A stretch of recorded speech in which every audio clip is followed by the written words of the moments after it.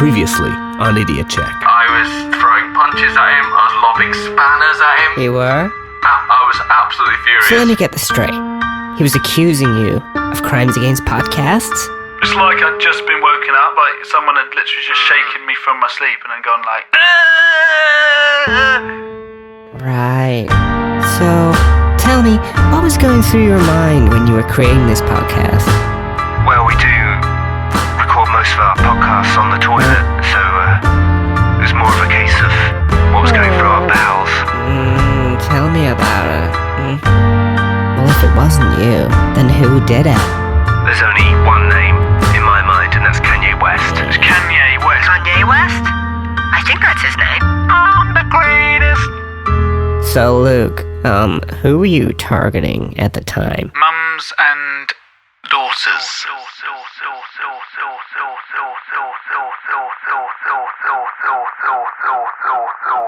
Episode number 5. Pod 5. Here we are.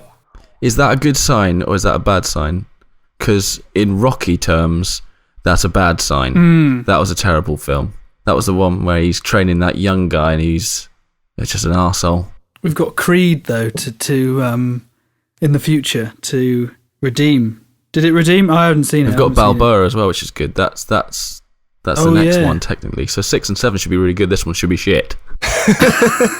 Just to start off on a good note, you know. Well, that's just the Rocky rule. I play by Die Hard rules, so they're all going to be shit after the after the first number one. 1. Yeah. We could go with the James Bond analogy. There's loads of them. Oh shit! Yeah. I wasn't sure about the. I didn't like it at all, actually. Did we see that together, Tom? Yeah, we did. Yeah, we did. We went on a double date, didn't we? Yeah. Did neither of you like it? No. Well, Hannah hated it. I didn't like it very much. Ooh. Paul, what did you think? I sort of enjoyed being in the cinema watching a James Bond film, but there were good bits in it, but there was just like some of it was ridiculous. Completely. What was the point in having Blofeld in it? He didn't do anything. Yeah. Especially with the with the reveal. Yeah. Of like, that's my actual name. Yeah, that was really, it? and it's like glossed over the fact that you're my brother. Oh, okay. Yeah, right. That was really not annoying. Yeah. It felt a bit shoehorned in there. And then they kept going on and on about how they were gonna, we're not just have like 19-year-old Bond girls hanging out with a 45-year-old Bond. We've got a lady of the same age in Monica Bellucci, and then she was literally in it for 30 seconds, and she just mourns, just shagged him, and then mourns her husband, shagged him, the guy who killed her husband. Nice. The end. Yeah, it's a pretty on paper. It's like I find James Bond really stupid. Like it's the equivalent. It's a film equivalent of Nuts magazine. Isn't it? Yeah, I know what you mean. Like girls and gadgets and cars and shit gags. Yeah, I don't understand why people haven't called it out for that. I don't know why it's still massive, because all those lads mags have all gone under, haven't they? They're not really. There's hardly any of them left. So are you ruling yourself out of contention to be the next Bond, Lukey?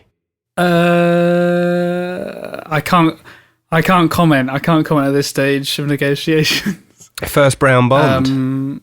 You could do the theme tune and be James Bond. You could do the double. No one's ever done that before. That could be. Well, I don't want to. I don't want to sort of get in trouble saying things that I'm not supposed to say yet. But let's just say.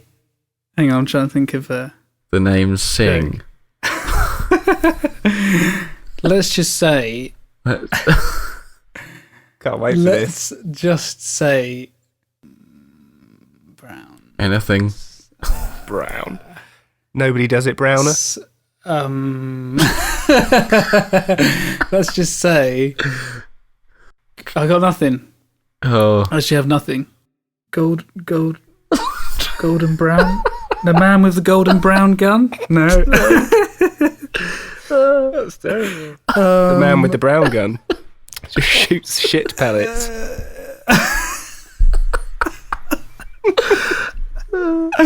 Oh, that's a stretch. I'll take it. Oh, you really got nothing. Come on. It's hard. It's usually quite easy. Yeah. But I think that just goes to show how white James Bond is. Like, there's nothing to cling on to here. There's no gaps. Let's move on. All right. Oh, it'll come to me later on. Good start. Good start. Hello, my name's James. James Bond. Watch out. Here I come, Miss James Bond. I am the secret Agent. Here I come, Miss James Bond. I've got a license To kill. Yeah, listen to that. This is my song. It's pretty good. Listen. Yeah. I just got back from Ireland, where I'm recording music at a very nice studio, but it's just me and producer, and we just sort of it's just really boring. You're just sort of sitting there making decisions and kind of doing the odd thing. Things always take a lot longer. Don't know if you've ever found that. I think recording music should take half as long as it does. Oh, definitely. There's a lot of sitting around and kind of doing one thing, sitting there, listening to it far too many times. Yeah. And then going, do you want a tea? And then I guess it's the equivalent of bad, builders who lay one tile and then have to have a tea break, and then lay another tile. Well, it was always like when I first started doing, going into, proper studios, and I'd take my band with me, I just used to find it infuriating the amount of time it took to set up the drums, because I didn't understand it, the importance of it. And I was just, what? No one cares. Just stick a mic up in it. Yeah, but that's not necessarily wrong, though, is it? That's not wrong. You could just stick a mic up in it and just deal with it. I hate that whole part of it as well. Like, 'cause I just want to be playing the drums. I don't want to be setting them up and waiting, playing the songs rather than just waiting, getting the snare sound right. And then you've got to hit hit like the kick drum 75 times, as they're getting a sound. Mm-hmm. Actually, now you've hit that drum 200 times, I'm actually going to come and move the mic like an inch away, and then we're going to come back and can you hit them again? Exactly. I really like the part when the producer goes, all right, can you just play a beat on the whole kit, and the rest of the band sit in the control room and go, oh, he's a great drummer. He's a great drummer, isn't he? Hey, what a solid groove. That's never happened to me. Tom. Stole your joke there, mate. Thought I'd better make it myself before someone else did. Yeah, nice one. It's true. It's better coming from you as a sort of self-deprecating thing than me being an arsehole. Yeah, everyone knows that anyway. Yeah. Ooh, double dig. Oh, no. Oh. You've come up as an arsehole there. That wasn't inside my head, was it? That was outside. Can you hear my wife singing to our cat? I can hear something. Can you take your mic closer? No. What's she singing? Not really. She's singing. I can't tell what she's singing, but she's not singing to me. And the cat isn't in here, so I think she's... I can hear it. I can hear it.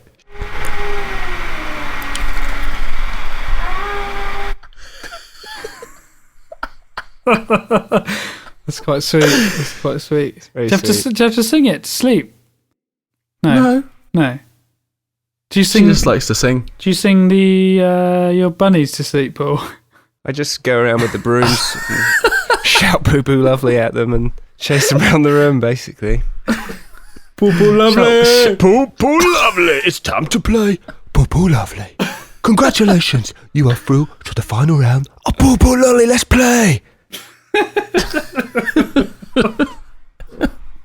Is that your pet name for Holly? Bunny, yeah. Boo Boo Lovely. Oh, none of our wives can listen to this now. Triple E. Mine can. I haven't said anything about mine. What's yours doing, Luke? My wife is a lovely lady. She's up.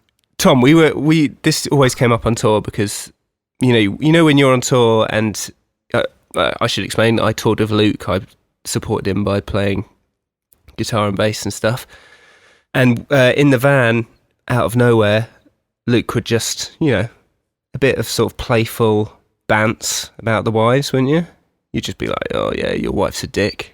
Sorry, Holly. Yeah, but there's, Really? not anything specific. It was just sort of like... Don't say like that, Tom. It's just a joke, just a joke. We found the idea quite amusing of how you'd defend your wife's honour in that situation. So it's just be like, she is... How dare you? She is a fine lady. And so She is a delicate flower. She is a fine woman, and She's a lovely woman. And I love her. And if you took 2 minutes to get to know her, you'd think the same too.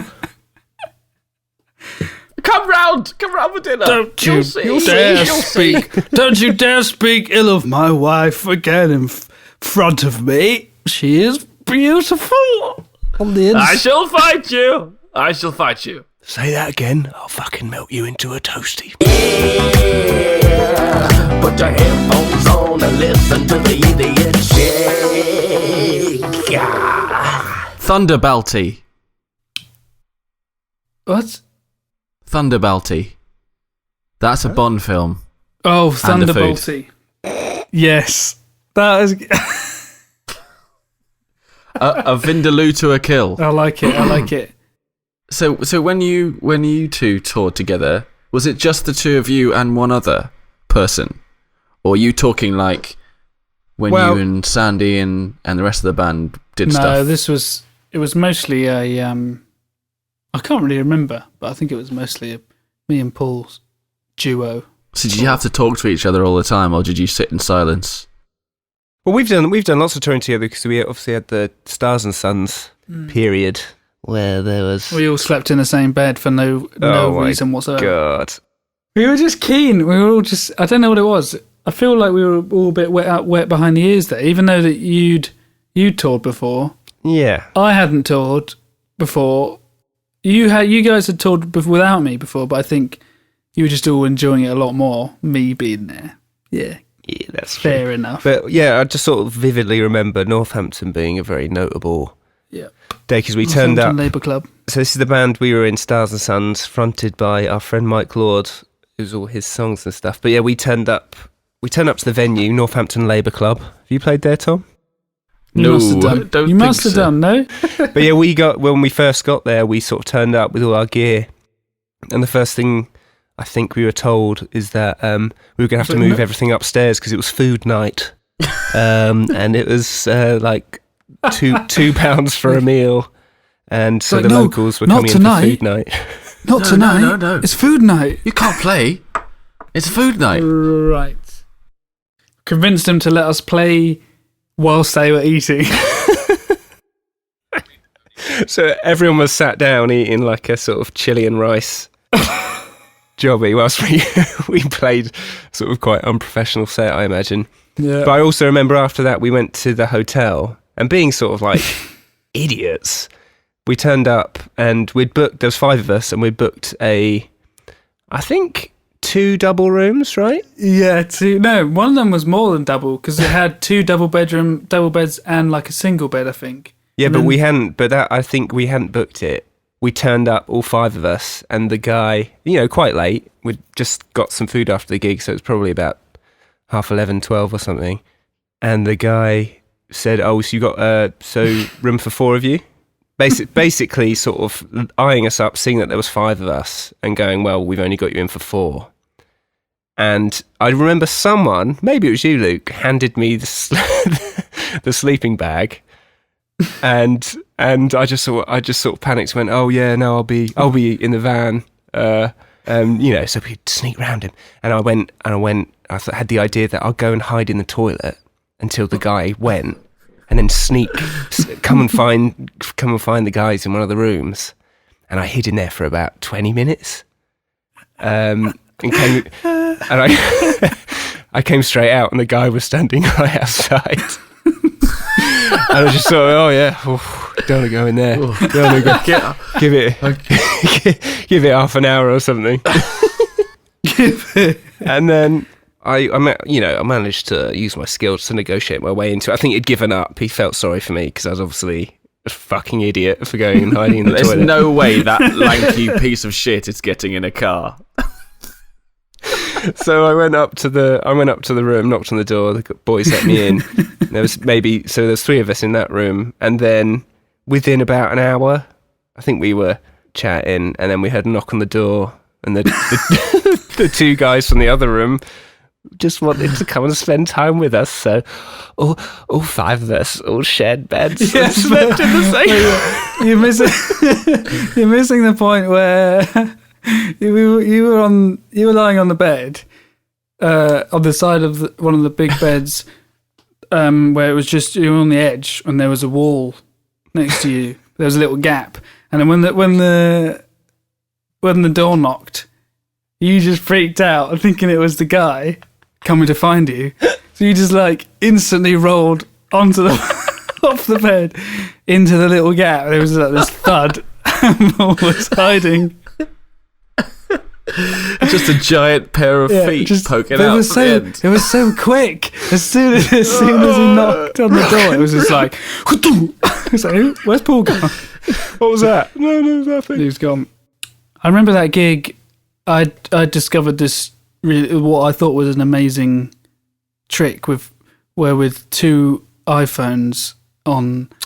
If you put them on speakerphone, you could, if you put them both on speakerphone and called the other one, held them in your hands and like whistled into the speakers, there would be this like feedback loop would start, and it would go all crazy and kind of sounded quite cool. And I thought that was amazing, and thought I would try and do that on stage. I remember that. It was like, really, really pushing boundaries here. And we got this guy on acoustic guitar. Don't remember hearing that on the record. Can't hear the guitar. And now he's holding up 2 phones to the microphone and whistling, and you can't hear anything because there's a full drum kit behind him. I don't know what that guy's doing, but it's bloody brilliant. Funky music, funky time, take a break from the bollocks. So, speaking of tour stories, what has been either of your worst experience of a gig ever? It wouldn't have to be on tour, but just a gig that you've done. Paul, yours was probably when you severed your ankle and destroyed your career. No, there was one worse than that. Really? Yeah. God.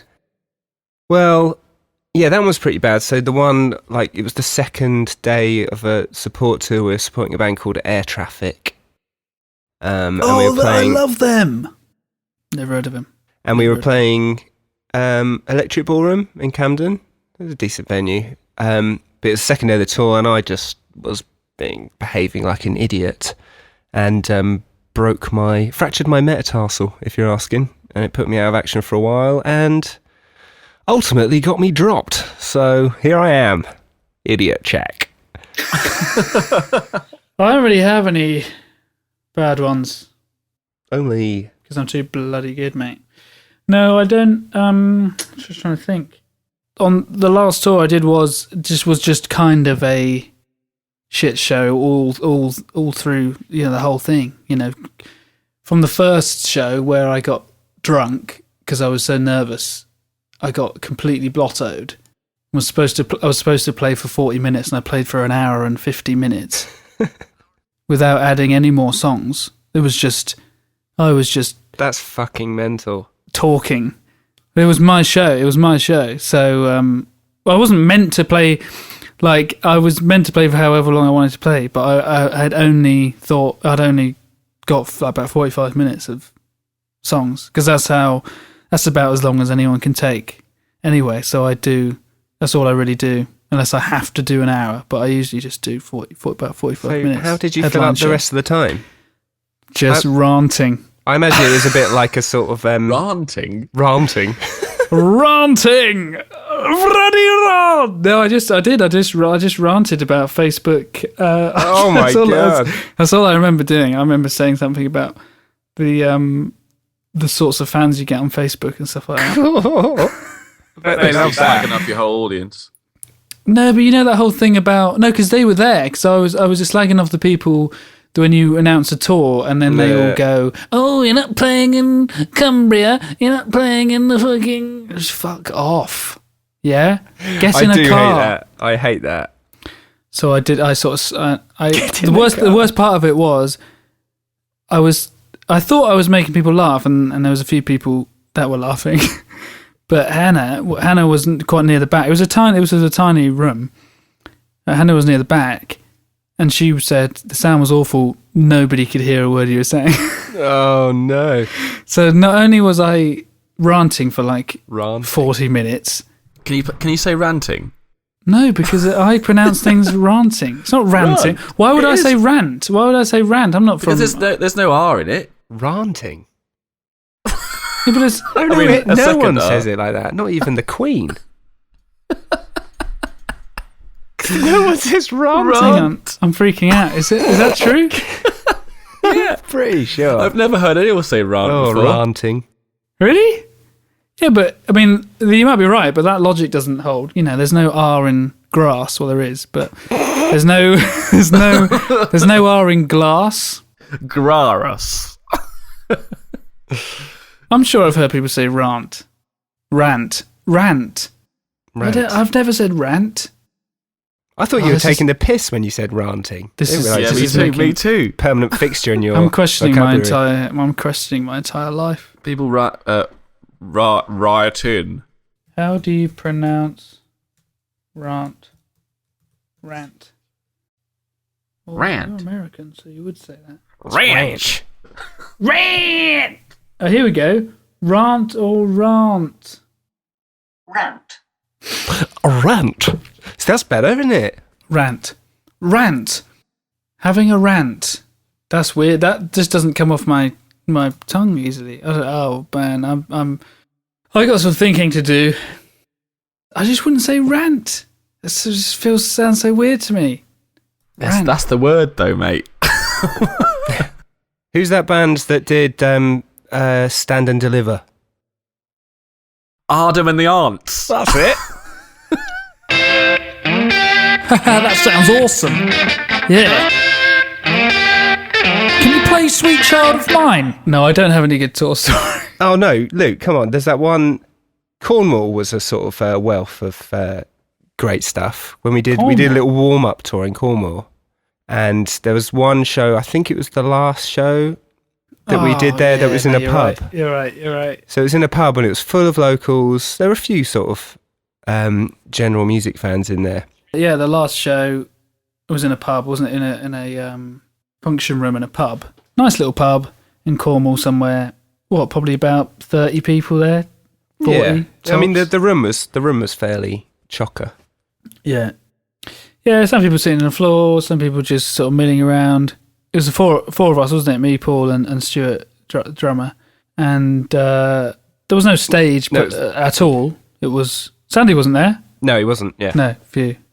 I thought I'd just completely forgotten him. Well, you just said four of us.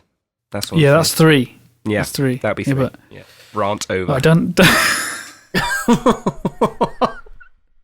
There was no stage, so there was just sort of our monitors and stuff that was a demarcation between us and the crowd, as it were. But I swear it was like halfway through the set. This kind of middle-aged lady kind of was all up in the face, quite near. She was as close as she could get to us and just dancing around. She's having a good time. She's a bit drunk. Sort of shouting during the songs and stuff. Yeah, kind of making a bit of noise, whooping, clapping at the inappropriate times. And then, when we'd finished the song, she'd just over-egged the applause and stuff. It was like, yeah, fine, whatever. Let's just get through it. And then at the end, I can't remember what happened. And then she was just kind of ruining the gig a little bit. Every time I finished a song, she would just be shouting and, that was so good. Yeah, I think the rest of the crowd seemed fairly embarrassed. Yeah, I think they all knew. Good. They all knew who she was as well. But she would come. When we finished, she just kept coming, trying to kind of get in my face and walk onto the stage. And inverted commas, step over the monitors, just try and get up. Chatting to me, it's amazing. And then you got the barman going, Sheila, stop it. You wait till your father hears about this. Actually said that. You're embarrassing yourself. Stop it. Leave the young guy alone. He's just done it. He's just sang his lovely songs. And I'm just sort of standing there going, yeah, being, trying to be polite as I can. Thanks for coming. Cheers. Trying to get her away from me. And then I think one of the young bartenders was basically dragging her out of the room, dragging her away. And I just went, thanks for coming. And then she kind of breaks free from her, comes right up to my face and says, I haven't come yet. Oh my word. And then gets dragged out of the room. Sheila, you don't even know him. Sheila, you dirty bitch. Reggae sauce. I think I can top both of them. Yeah, you probably can. But this is actually going back about maybe 15 years. So this is before the Excerpts. This is a band I used to be in back in the day, like a terrible pop punk band, wannabe Blink-182, NoFX kind of thing. Lost Prophets. No, it was before Lost Prophets. What? Mate, I know there was music before Lost Prophets. I promise. Year zero as far as I'm concerned. Yeah, can you imagine a world without Lost Prophets? That's what we're living in. So cast your minds back. Can we stop saying Lost Prophets for a little bit? Yeah, cool. It's the gig was in Gravesend, which is foreboding enough. I would think. Never played there since. Never been there since. Didn't want to. Terrible place. So a gig is off to a bad start when you turn up at the venue, and the promoter that put on the gig, you have been told, has died a week earlier. Right. So get there. Oh, promoter, he died last week. Oh, okay. Is the gig still on? Yeah. Cool. All right. So we get our stuff in. Just a little pub in Gravesend. Another band of our friends also playing. We were on first. They were on last. After our set, I went round the corner to get a can of Coke from the local shop. On the way back, I get accosted by this huge monster of a man with a big bald head, who's got to be 40 plus, or looked it anyway. Who basically mugs me, says, give me a cigarette. And I was like, I don't smoke. I haven't got any cigarettes. Like, give me a cigarette. I was like, I haven't got any cigarettes. It's like, oh, give me some money for cigarettes. It's like, I haven't got any money. So he punches me in the face. The first and last time I've been fully punched in the face, especially at the time I was like maybe 17 years old. So you cried a bit. Well, I didn't cry, but I was in shock. And then these two girls who were fans of ours sort of like saw it happen, sort of came and sort of took me back to the venue. I think I was a little bit shaken because I'd never been punched before. It was a bit of a shock. He took my Coke can, by the way. So I got back to the venue. I had to sort of go and sit down in the toilets for a bit, just for like gather myself. Turns out he was in the pub later. That was good. Avoided him for the rest of the night. But then during the headline band's set, somebody got bottled in the bar we were in. Bottled over the head, blood everywhere. And then on the way home, we broke down in the middle of the motorway and had to huddle under a blanket on the side of the road, waiting for the AA to come and pick us up. Another thing was the other band. One of the guitarist drove home drunk and then got his license revoked for I don't know how long, years, for drink driving. So yeah, pretty bad. Never been back to Gravesend. Why would you have a name like that anyway? That's pretty awful. Pretty bad. Yeah, but the gig was good. Gig was fantastic.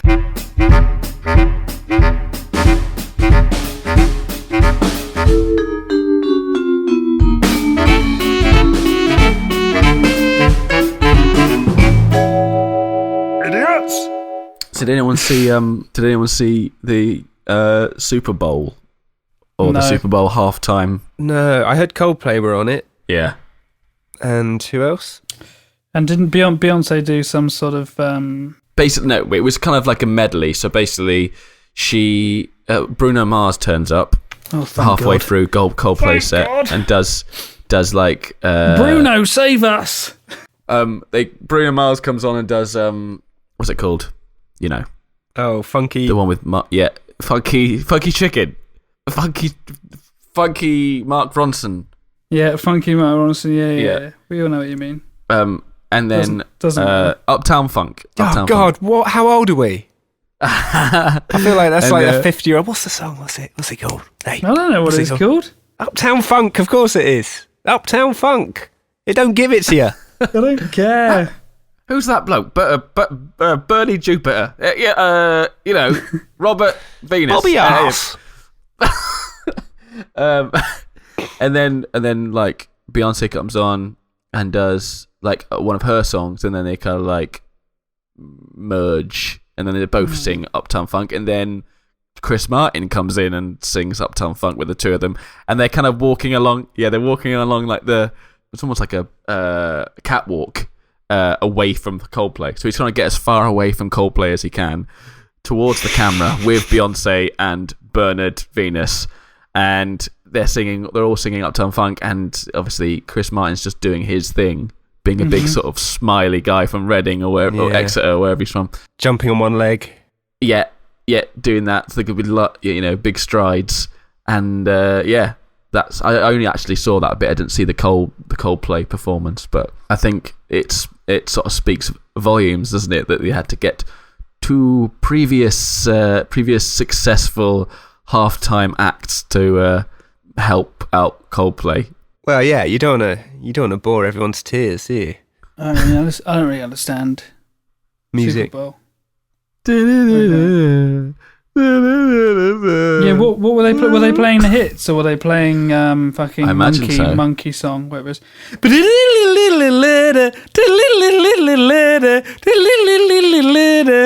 What, Chopsticks? No, that's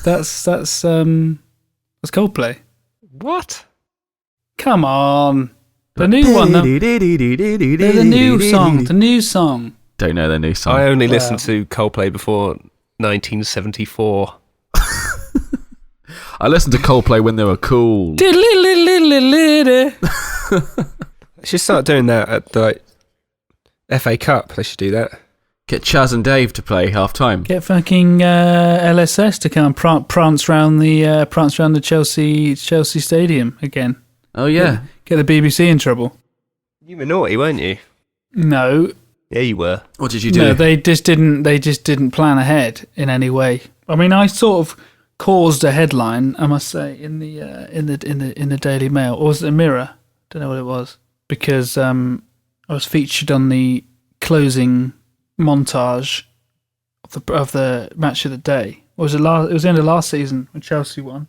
Instead of just using my song, they wanted me to essentially it be a sort of music video where I'm there performing the song interspersed with football highlights. I was about to be off to Canada to do a tour, so I had to do it.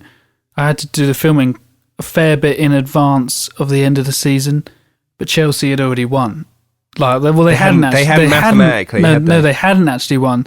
Well, yeah, they needed one more draw at least to win the league, but hadn't actually done it. So they could have actually not won, but it was a pretty safe bet that they had won.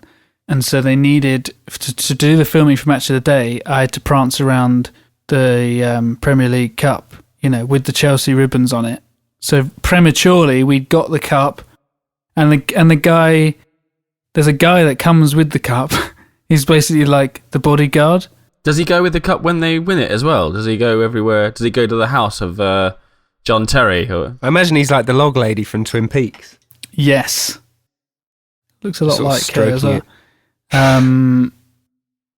So basically wherever it goes, he has to take it with him and stuff, and so he's there, but we're not allowed. And prior to this, we got his email memos saying you cannot take any photos of the cup with the Chelsea ribbons on it, you know, because it's not officially won, so we're not allowed to take any photos. And then when we get there, he's like, "Oh, you can take photos, but you just can't upload them anywhere until after season's finished," which is fine, you know. I don't really give too much of a shit. But so I'm there. Like they've put they put it on the stand, centre spot at the stadium. I'm like prancing around it like a fool. And then I say to the guy at the BBC, I was like, "You know how we're not allowed to take photos of the cup?" So yeah, don't do that. It's like, yeah, but there's loads of tourist groups that keep coming in and out taking photos because the stadium's like open for tours and stuff. And he's oh fuck, and then runs to like the Chelsea PR guy, just going, "Look, we've just realised they're all taking photos. Can you go and do something?" He's like, "What am I going to do? Like go and break all their cameras?" I don't know, just go and say something. It's like, "Mate, it's gone, it's too late." So he's like shitting his pants like he's about to get fired.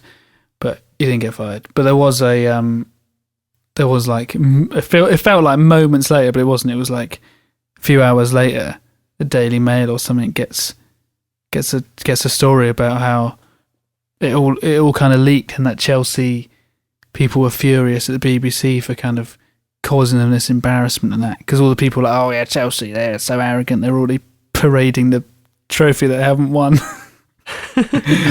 All the while I'm just sitting there feeling like fucking powerful. Yeah, it's my fault, unlucky. But yeah, I tried to sell my story to the Sun that like Luke Sital-Singh doesn't even support Chelsea, he supports West Ham. But they didn't bite, funny enough. Arsenal, mate. Arsenal, that's why.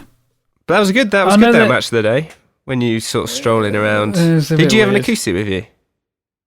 Were you sort of sing? You were performing the song "Walking"? Yeah. I brought my. No, it's weird. He was playing a trumpet. It was weird. I thought it was going to be like the Bittersweet Symphony by Verve kind of thing. Yeah. No, but I think there was a bit. They'd chuck you a ball and go heads, and you sort of had to see that halfway through the song. Just like head the ball and do a few volleys. Yeah. There was Luke, we just need you to do a few keepy uppies. Because Luke, we just need you to do one, just one. Can you do two? No, one. Can you kick the ball up and leave it? We'll just edit it. We'll edit it. Just do one. Just do loads of different ones, and we'll just edit it in. Cool. No, they I had to do loads more filming than they actually, because obviously most of it was highlights, so everything I did pretty much got cut. Like the point where I was kind of sprinting around, like sprinting towards the camera with my guitar, trying to sing along to the song in like double time so they could slow it down. That was horrific. But they cut all that, and I was like walking around the high street nearby without a guitar, just bopping around. But they cut all that. What was the narrative for it? Were you trying to make the match? No, I was just walking towards Stamford Bridge. I don't know. I was just kind of making my way there. There's an underlying message of a minority getting there. You know, just kind of making it in a white world. Just like, it doesn't matter what you look like, or you know, you can do it. You can win the cup. They handed me a mop and a minimum wage. Welcome to the Premier League.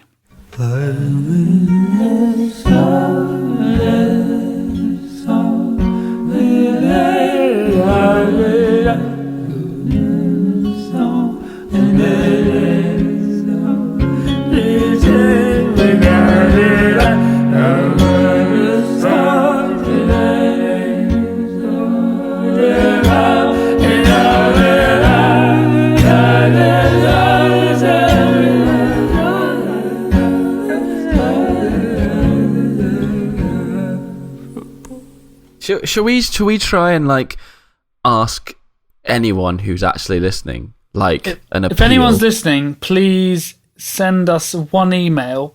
It can be completely nonsensical, anything. Even if it's just a test email with the subject title Bollocks. We will read it out. If you send us an email at hello@idiot-check.com or or on Twitter. Go to no. I want an email. I don't want a tweet. Okay, well, all right. Well, I'm just appealing to general people. Just, if you want to ask us something, do it, and then. I think they're probably thinking, oh, well, we've got their actual numbers, so we'll just text them. Just my wife can just talk to me from the next room. Even if you know who we are, which is all of you, Mum, please just send us a little. Go to idiot-check.com. Click the little envelope at the top. Send us all a little email and make us feel like we're on top of the world. The title could be "We're All Here." That could be some kind of response. I've just got an email about my annual tax summary. It's the idiot check. It's the idiot check. Have we accounted for all those idiots yet? It's the idiot check. It's the idiot check. Oh yeah, we're all here. I went to a wedding the other day, and I had to do a speech. Weddings. Oh, were you the best man, the better man? Yeah, of sorts. Do you know why they call it best man? Do you know why they call it best man? Why? This may or may not be true, but it's something to do with the best. Is it like you're supposed to step up if the groom keels over? You're supposed to marry the person. Really? But what if you're already married, like I am? Good point. Maybe you're not actually supposed to be picked. But anyway, it was something to do with like the best man for the job if that guy can't do it. Or something like that. Anyway, carry on. So basically, the guy who's getting married, he was my best man last summer, and our wedding was like fairly as weddings go nowadays. It was fairly traditional, fairly formal. Like they had the whole people sitting down in a hall, dinner tables, and then 3 speeches. Best man gives the rings, all that stuff. So ticking all the wedding boxes. And he had to do a speech last after the father of the bride, me, and he was petrified, hated every second of it. Did really well, but it was hard work, and so as a result, even though we did agree that we would be each other's best men when we were about 12 years old, he honoured it. But his wedding were kind of he got married officially married in a registry office, which I was there for, and I did give the rings and stuff. Didn't do anything else. It was like 4 people there. Then they got their ceremony. They had their ceremony in Thailand, which I wasn't there for. Which was, from what I hear, just monks singing to them for about a couple of hours. Right. And then they came back and they had a party because no one could come until that point, so everybody was there. So it was basically a party in a town hall. And so he wasn't going to make a speech. No one was making a speech. He made me make a speech as payback because I made him do one, and he hated it so much. So yeah, I just had to get up and tell everyone to shut up. It is kind of done though. It is kind of like the thing that you do. Do you know what I mean? Yeah, but it it's was. It's not like you went out of your way to make him do a speech. It's like, oh, I know exactly. The best man. But in this case, it felt so out of context. It didn't feel like a wedding. Right. It felt like a party. I suppose that makes it even weirder for you. I would have thought. Yeah, it was. I wrote the speech, even though I knew it wasn't going to be the same, but with my wedding in mind. So it was a completely different, like, kind of beast.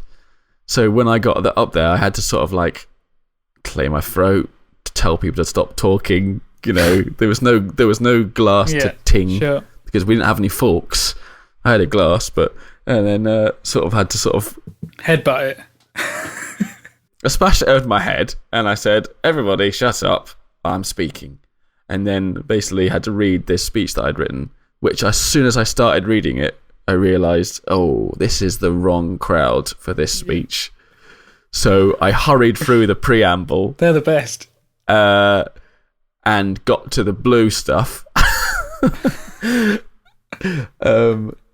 So I talked about like Alex and I going on scout camp together and drinking whiskey for the first time and trying to smoke cardboard, and then a boy in our scout troop who was there showing us a porno for the first time, which got a good laugh.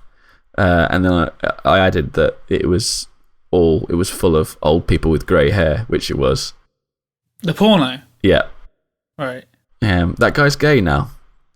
Yeah. But yeah, I hurried through the rest of it. It wasn't long anyway, and it was fine. I just ended up with all the nice soppy stuff. It did go well, and they were happy, but it wasn't fun. Well, just count yourself lucky that you didn't get married in the Ukrainian culture, because on Wikipedia here it tells me that best man is responsible for guarding the bride during the wedding festivities, and when he or the groom steps away, the bride gets kidnapped or has a shoe stolen.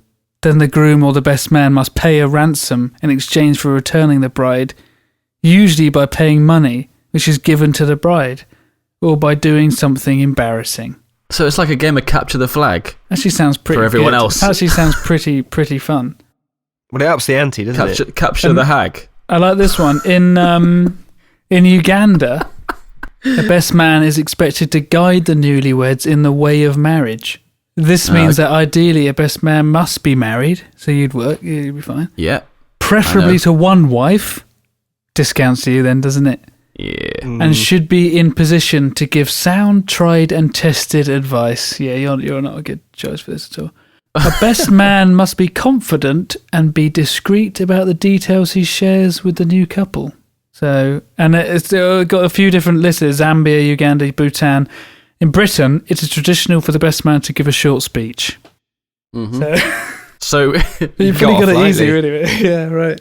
So they don't have to do that in the Ukraine. And fuck the bridesmaids. Am I right? Sorry. What? By that silence, I think you might be right. What? Hey? Whatever.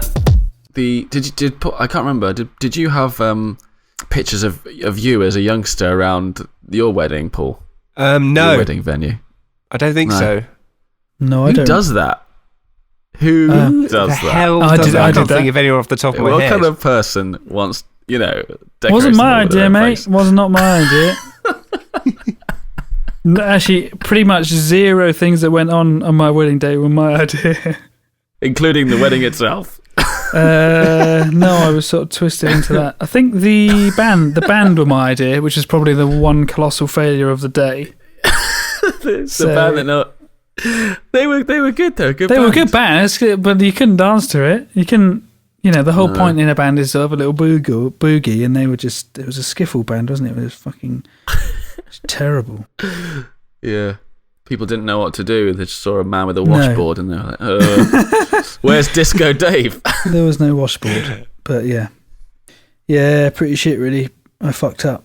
But no, yeah, your speech was... It trounced your best man's speech. Oh, no, so, yeah, that's true. I mean, theirs was funny, but you kind of sort of did the best man speech and the groom's speech in a one-er. It's good. I don't remember what I actually the gags. I don't really remember why it was funny. I think it was just generally sarcastic until you became sincere. Really, really sincere. Struggled. And everyone in the room went, "What's going on? Everybody down. This is mental. Everyone hide under the table. He's going to freak out any second now. He's just said something and he meant it. I'm serious, guys. Oh my God. Don't look at me. Oh my God.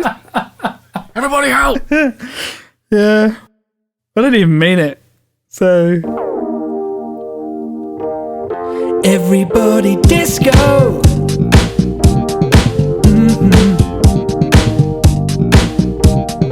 Everybody disc.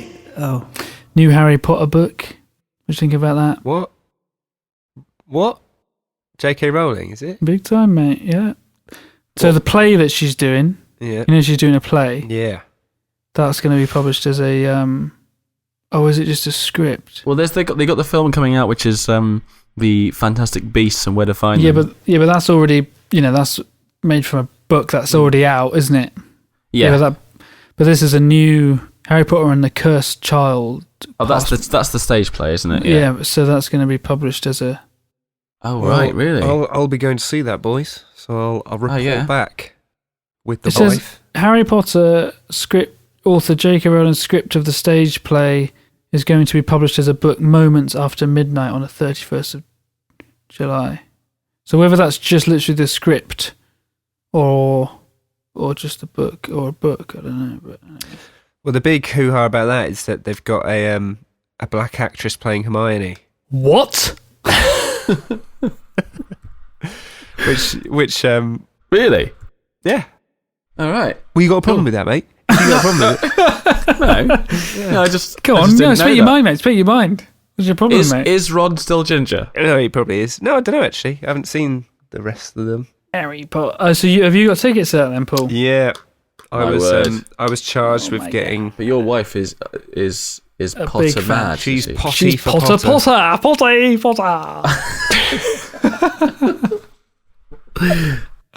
I'm sort of looking forward to it. I don't really know anything about it. Does she make you wear the glasses? You know, I already told you about this. Not on the pod. Not on the pod. Not on the pod. Potter. So you might have noticed that occasionally I score a lightning bolt into my forehead with a pair of scissors. Forehead. Yeah. Holly does that to me. She does it to me when I'm asleep. And she's dressed as Snape. She's dressed as Darth Vader. If anything, that's only fair, isn't it? If you have to dress up as Harry Potter, you're getting in the Vader suit. The only thing that does it for me. I've got some fan fiction to recreate. Look, Paul, I think Harry Potter is a fair enough ask, but I am not dressing as Brian Wilson.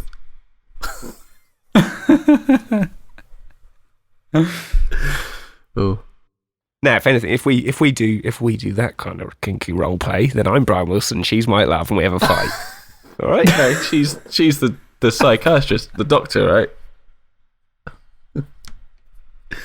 Now get in the sandpit. You're not as hungry as you think you are.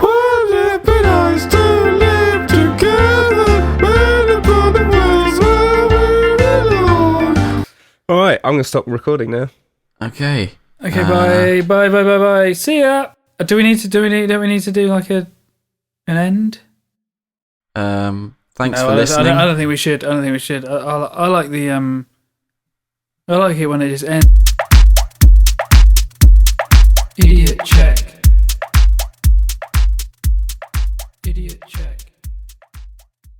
Hold that thought. I'm just going to top up my gin. I'm going to go and do the same. Paul? My imaginary gin. One sec. Paul, keep talking, yep. Yeah, fill in. Hi, this is a new feature, Steely Corner, and I'm going to talk you through some mixing techniques. As you all know, best to record it badly and fix it in the mix. That's my first tip. Do not make any mix decisions listening to whole mix. Always do them in solo.